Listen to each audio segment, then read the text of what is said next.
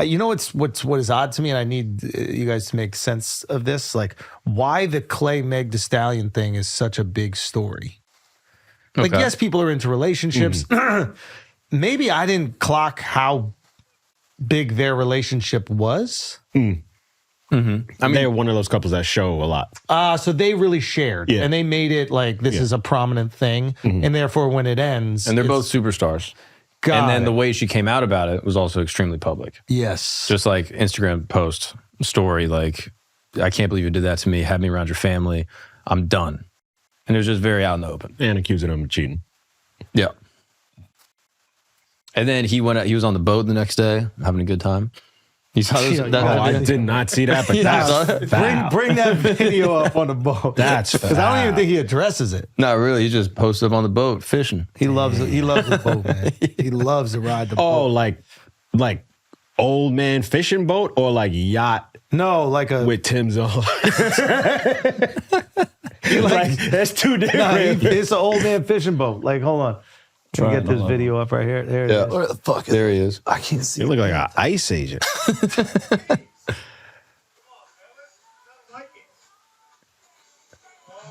So the rhythm might not be there, but the passion is always there. God feels good back. Nothing like the ocean. Oh man, he's trolling.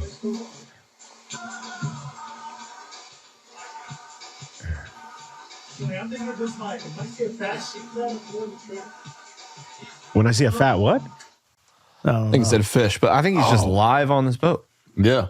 They awesome. hate seeing a man happy. He's hurting. He's hurting. That's hurting right there? Yes. Oh, when you so have he's to trying to like overcompensate, and be like, oh, look, I'm not sad. Plenty of fish in the ocean. Oh, yes. Nah, but that's compensating. That's overcompensating. You think so? Yeah, I think so. What's this trend of like NBA players like podcasts and being live on social? Is this like the yearning for more attention is quite interesting to me. Does it happen a lot? Yeah, Jaylen Brown. I mean, Jaylen Brown was on live or whatever. He was doing like pods. Oh, who's the after dude that loss. does TikToks? What's his name? Oh, Jared McCain. No. You're talking about the Sixers guy. Who does the dances and he got the nails and everything. Yeah, he's adorable. But like Draymond, I think, has been potting for a while. Yeah, a lot of players pot. But like, what I'm curious, like, what is it? Is it preparing for something after the league? Is it just just going with the times? Like, but it is interesting because like I would imagine a lot of people get into this because they're like, I want to make a career out of this and I want to be able to do something fun where I could provide for myself and my family. And they've got hundreds of millions of dollars. All they have is something to lose by doing this side hustle, and it could bring negative attention to them, and they're still doing it.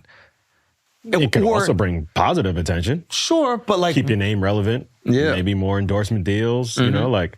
It's a lot of upside, too. Yeah, if you have a pop and social presence on top of being a star athlete. Okay. Yeah. Okay, but we're not talking about like run-of-the-mill athletes. We're talking about max contract players, guys that are making $300 million. Yeah, but especially when you're retired, that's understandable. It's like, yo, you were used to the limelight every night. They're not retired. Well, I mean, a lot of them are. But they're in the peak of their careers. Yeah, but now Jaylen Brown, like all these are active players. It's just an interesting thing to me. Yeah. But to me, it's like when we were younger, maybe you saw a few NBA players try to rap, right? Kobe tried to rap, Shaq rapped, or rapped. AI rapped. Is this a shift in culture in that like the streamers are now the things that even the athletes are emulating? I mean, there's definitely been like a cultural shift. You ever see like those surveys where they ask kids like what you want to be when you grow up? And like in the 90s, 2000s, like every kid was like, I want to be an athlete. And then like randomly they'd be like astronaut, whatever. Yeah. And now every kid's, I want to be a YouTuber. It's just, I want to be a streamer. Just interesting. Yeah. Like, are there athletes now that are also rapping? I'm sure. Yeah. But you see the best guys in the league now like doing pods and streaming. Just kind of something different that, you know, we never, obviously these things didn't exist when we were kids, but like, the best players, I don't know if they were like, I'm going to do my own ESPN show, which would be the same. It would be the equivalent. Yeah.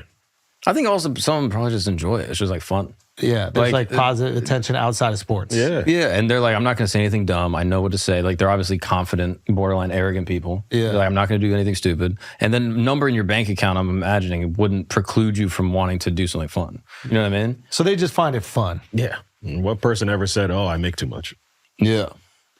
Yeah. Yeah, no, that's true. Yeah. That's true. And these like guys who have hundreds of millions of dollars, they're around guys who have billions of dollars. Yeah. So they're like, all right, I got to get my shit up. And I don't know if it's going to be streaming that gets your shit up, but like you are seeing them say certain things because when you're live or you're just recording, you're not, you might get into a moment where you're actually sharing how you feel and that could cost certain things. Like I think Jalen, there is this thing he was saying where like he said, yeah, this season was like my favorite season I've ever played. So my favorite year of basketball. My favorite year of basketball. In his career. Now, they just got knocked out. Yeah. And it was also the year that Jason Tatum didn't play. Yeah. Oh. So he might not mean it that way, but here's a perfect example of like something maybe taken out of context or just clipped as 30 seconds. Maybe right after it, he was like, I mean, it sucked not to have JT there and I love playing with them and blah, blah, blah. But now you cause a little friction. Or you let the internet cause a little friction. What? Was this the season that he kept getting his hair dye on people's jerseys?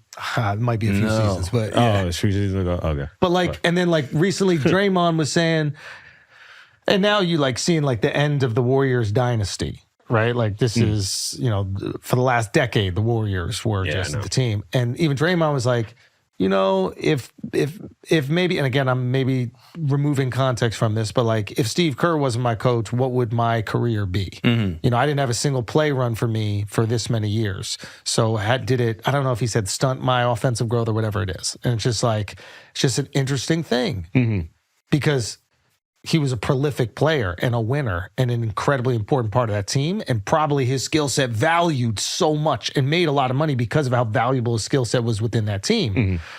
But having that perspective like, oh, maybe I could have done something else over here. Like, what does that do? Is there like a rift between you and the coach now? Like, it just seems like talking could cost you. I get it, but I like it. We like it because we're like, how the fuck are these guys saying this shit? Yeah. But do we like the stakes and the potential cost of their words? Yeah, I mean, if it fucks up your team, obviously not. And like, I'm sure that their agents and their family are like, hey, you don't need what to do are you this. doing? Stop this. Yeah. I cannot believe that any of their representatives are going, please just give more opinions on podcasts. Yeah. I cannot imagine. Or it could be calculated. Like when like LeBron we know something will leak where he's not getting along with this team member or some shit like that. Like they could just be like, hey, it's in our control now. We can just mention a comment, let the internet run with it. I think that, there's like a sophisticated version of it where like you use it as a media apparatus. Yeah. And then there's a version where you're just streaming live saying wild shit. Yes. Yeah. And like, I don't know if you want to affect not only the bag, but you want to affect like the team chemistry. Like so many, you're dealing with like massive egos. Every guy on that team was the best player their entire life in every single basketball game they played in until probably college. And then they start playing against other guys who were the best, and they're like, I'm still that nice. Yeah. Like their egos might get hurt. Yeah. It's like a constant management of ego. But for other people, it works out. Everything I've ever seen of Wemby is phenomenal. Oh, what do you mean? Everything, like every clip I've ever seen. Again, I'm not like following the league super closely, but everything I see of Wemby, I'm just like, oh, he's the best. Tell us about 2 clips. Well, one, he's juggling. He's like a phenomenal juggler. And I'm like, this is awesome. I love that. The other one, he's just like talking about, a great one is when he's talking about syzygy. They were like, what's your favorite word? He was like, syzygy. And they're like, what is that? He's like, it's when like a star explodes in like the cosmos and it creates new Earth or some shit. And he gives a beautiful definition. Every time I see him, I'm like, this is my favorite player. Also, the nation he's from. Not that it matters. Yeah, you're a sellout, bro. But I mean, it is also coincidentally a little French. You know what I mean? It's just an interesting coincidence. You're not even French, bro. I'm French, dude. I'm so French. But somebody's got to lose something, right? Before people just start shutting it down. Well, what's the dude that was in Memphis that had all the gun shit? Yeah, but I don't know if Ja was doing that. Like, I don't think it was any kind of social media thing, was it? I mean, he got caught on live. Yeah. It was Instagram live, but it was live, yeah. But was it his or was it someone else's? I think it was somebody else's, but still, he knew he was on live. Yeah. We also heard an interesting thing where like now that with the NIL deals, these are like these college deals, they're like, these players are coming into the league with like 10 M's in the bank. Yeah. It's a very different energy when you're coming into the league. And we're not even talking about like you're the best player on the team. You just might be like a draft pick late in the first round. But for whatever reason, the college, you were able to, get a lot of money and blah, blah, blah. And like, now you're not coming to the league like, if I don't make it this season, my life is over. My family's not eating anymore. What is the dynamic? Like, what does a coach do when he's got his young rook that should be trying to get playing time, but he's really like, I got 10 M's in the bank. You going to put me in the game or not? I'm good. Right. Like, that's a different dynamic. I'm curious how much it changes it, though, because you go in the league with so much ego. You're like, I want to make a name for myself. Yeah, that's true. But like, I wonder if the money actually changes it that much. Or maybe it even makes you like more comfortable. Like, I can see some of the guys being like, yo, I'm good. Like, I've made generational wealth for my family, so I can just play. Like, I wonder if it takes the pressure off. Like, you could play free. Yeah. But then you could also argue that, like, the pressure is what makes these guys great. Yeah, true. And that, like, that competitive edge, they're just going to give everything. Yeah. That's true.